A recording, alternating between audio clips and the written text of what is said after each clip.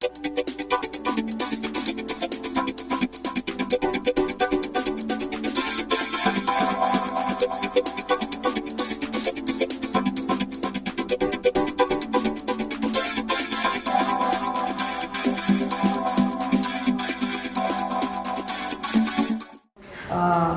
mene je magistra Mira Bazovič, ona je glavna urednica te knjižice Zdravila in samozdravljenje. Ste pogledali v svojo domačo lekarno, koliko imate v njej zdravil in dokdaj so še uporabna? Koliko različnih zdravil použijete na dan? Zamislite se. Ste se o tem posvetovali z zdravnikom ali morda celo s farmacevtom? Področje farmacije, zdravil, zdravilnih in nezdravilnih ali alter preparatov ter storitev je najbolj dobičkonosno na svetu. Zdravje namreč nima cene, še posebej, če je človek bolan. Zato je zanimiva napoved prvega človeka Lekarniške zbornice Slovenije Aleša Mlinariča, da je v pripravi zakon o lekarniški dejavnosti. Kaj ta zakon prinaša? Vi veste, da včeraj s padcem vlade se je tudi nam nekaj zgodilo, namreč pripravili smo zakon o lekarniški dejavnosti oziroma zbornica bo s pripravo tega zakona nadaljevala. Mi smo že nekako se uskladili glede strokovnega dela zakona. To je za današnjo debato tudi zelo pomembno. Ta zakon o lekarniški dejavnosti je prvi zakon o takšni dejavnosti, ki bo dejansko uzakonil aktivno vlogo magistra farmacije v lekarni in tudi druge v zdravstvenem timu, da pacientom ponudi tako imenovano farmacevtsko obravnavo. To je en sklop kognitivnih storitev, ki bodo pripomogli k temu, da bomo tudi lekarniški farmacevti na katerem koli nivoju, pa naj bo to primarni, sekundarni ali pa terciarni, poskrbeli za to, da bomo v pomoč tako zdravnikom kot pacientom pri pravilni in racionalni rabi zdravil. Na sekundarnem pa na terciarnem nivoju si farmacevta predstavljamo v glavnem kot kliničnega farmacevta, kot del zdravstvenega tima v bolnišnicah. Uvajamo pa tudi eno novo in zelo zanimivo storitev, to je pa konziliarni farmacevt na primarnem nivoju, kar pomeni, da bodo magistri farmacije, ki bodo imeli še dodatna znanja, predvsem o tem, o neželenih učinkih zdravil, o interakcijah med zdravili, lahko s pomočjo zdaj teh sodobnih načinov komunikacije, pri tem mislim predvsem elektronski način komunikacije, svetovali zdravnikom v zdravstvenih domovih, se pravi na primarnem nivoju. To je taka silno pomembna novost. Druga zadeva je pa ta, da želimo lekarniški farmacevti narediti še nekaj zelo pomembnega. S tem projektom, ki ga peljemo skupaj s Slovenskim farmacevtskim društvom, želimo opolnomočiti paciente, če temu tako rečem, to je tak lep izraz opolnomočenje, da bodo tako dobro že sami po sebi informirani, da bodo, bi rekel, znali zelo dobro vprašati v lekarni in tudi dobili ustrezni nasvet od magistra farmacije. Zdaj pri uporabi zdravil je pač tako, da če se tako malo po domače izrazim, da ponavadi pravijo, da od viška ne boli glava, ampak pri zdravilih je pa to ravno obratno. Nesmotrna, neracionalna, pretirana uporaba, pa ne samo zdravil, ampak tudi drugih izdelkov, ki so v lekarnah na voljo oziroma ki so na voljo drugje, to so predvsem prehranska dopolnila. Prehranska dopolnila so velik problem zato, ker je oglaševanje teh izdelkov izredno agresivno, ker se jim pripisujejo zdravilne lastnosti in ker pacienti ponavadi o tem, kaj še jemljajo poleg zdravil predpisanih na recept, predpisanih brez recepta, ne upajo ali pa ne želijo povedati. Mi opažamo tudi, da se v Sloveniji, to je jasno dokumentirano, predpisovanje zdravil na recept raste iz leta v leto. Kar pomeni, da posledično raste tudi število pacientov, ki prejemajo nesorazmerno veliko število zdravil naenkrat. Ministrstvo za zdravje opozarja na svojih spletnih straneh, oni so uvedli en tak, mogoče ne preveč posrečen termin polifarmacija, to pomeni sočasno imanje večjega števila naenkrat, da več kot 5 ni v redu. Imamo pa v Sloveniji take paciente, ki prejemajo tudi po 10, 15 ali celo 18 zdravil naenkrat. Žal, kot sem prej rekel, skladno s povečevanjem števila predpisanih receptov, raste tudi število takih pacientov. In tu je zdaj tista vloga magistra farmacije, ki sem jo omenil prej, se pravi na vseh nivojih od primarnega do terciarnega, pri pomoč k temu, da se bo število takšnih pacientov zmanjševalo. Mi smo v zakonu, pa tudi v enem pilotnem projektu, opredelili kot eno izmed teh novih farmacevtskih storitev tako imenovan pregled uporabe zdravil. Kaj je zdaj to?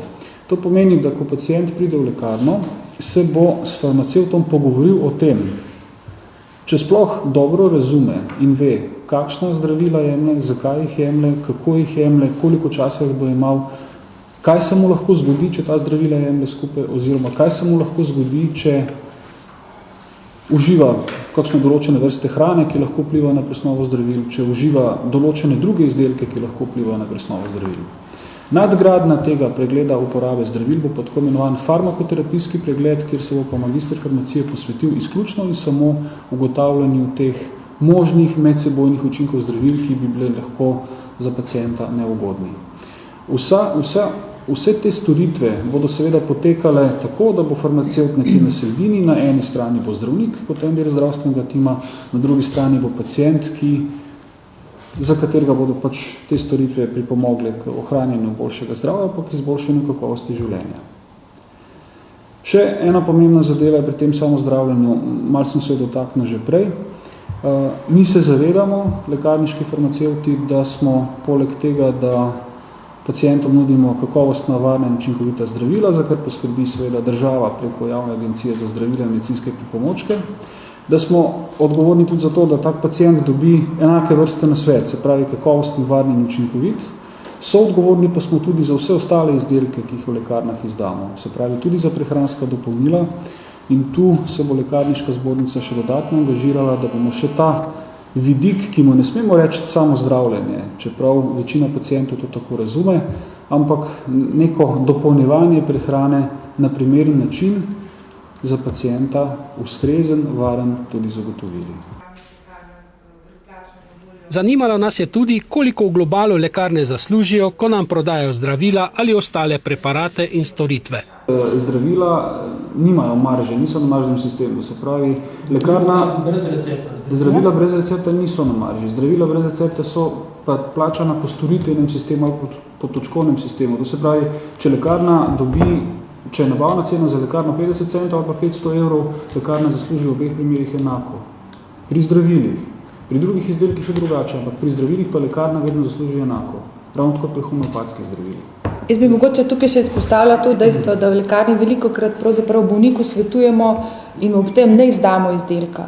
In velikokrat, na primer, ta ocena zdravstvenega stanja porabi veliko več našega znanja, našega časa in pravzaprav nimamo nobene evidence, da smo tem bolniku svetovali. Se pravi, ta storitev ni nikjer niti zabeležena, niti ni plačana. Naprimer, drugače je, kot če pride bolnik k splošnemu zdravniku in se splošni zdravnik odloči, da naredi napotitev k specialistu, on to zavede v svojo ambulanto kot obisk pri zdravniku. Pri nas tega ni in je velikokrat situacija, kot sem že omenila, porabimo, pa ne gre samo za čas, gre tudi za naše znanje, za naše izkušnje in bolniku svetujemo bodi si napotitev k zdravniku ali v primeru določenih zdravstvenih težav samo spremembo zdravstvenega stanja. Pravzaprav ne izdamo izdelka.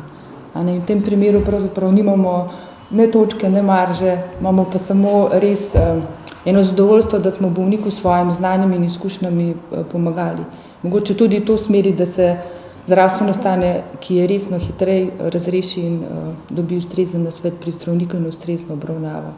Zdaj mi smo jasno ugotavljali že pred nekaj časa, ko sem nastopil ta mandat, da zakonodaja ni v redu urejena in da dopušča določene anomalije, predvsem gre za spodbujanje pacientov k pretiranemu nakupu in porabi zdravil. Lekarna ne bi smela, pa tudi nikdar ne bo trgovska dejavnost, čeprav mogoče to marsikdo razume drugače. Kaj smo mi v ta namen naredili? Naredili smo vse, kar smo lahko v tem trenutku in sicer v strokovni del zakona o lekarniški dejavnosti, ki je z naše strani pripravljen in ki seveda zdaj bo verjetno nekaj časa zamrznen, dokler se ne vzpostavi nova vlada, je en člen, v katerem piše, da je prepovedano vsakršno spodbujanje pacientov oziroma vsakršno delovanje magistra farmacije pa farmacevtskega tehnika v lekarni k spodbujanju ali celo nagrajevanju pacientov za pretiran nakup zdravil. To je eno določilo v zakonu, tega do zdaj seveda ni bilo, tudi v kakšnih pravilnikih ne, in to določilo tam je.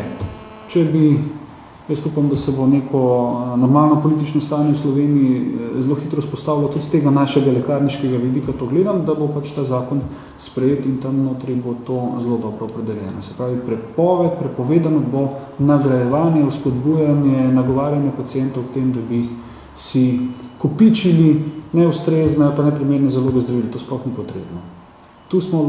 Prav to smo tu naredili. Da bi kartica zvestobe ne bila kartica za nagrajevanje nakupa v lekarnah, ampak da bi bila to takšna kartica, kot je omenila magistra Piskova. Na tej kartici ne bi bili zapisane vse storitve, pa vsi izdelki, ki jih je nek pacient v neki lekarni dobil.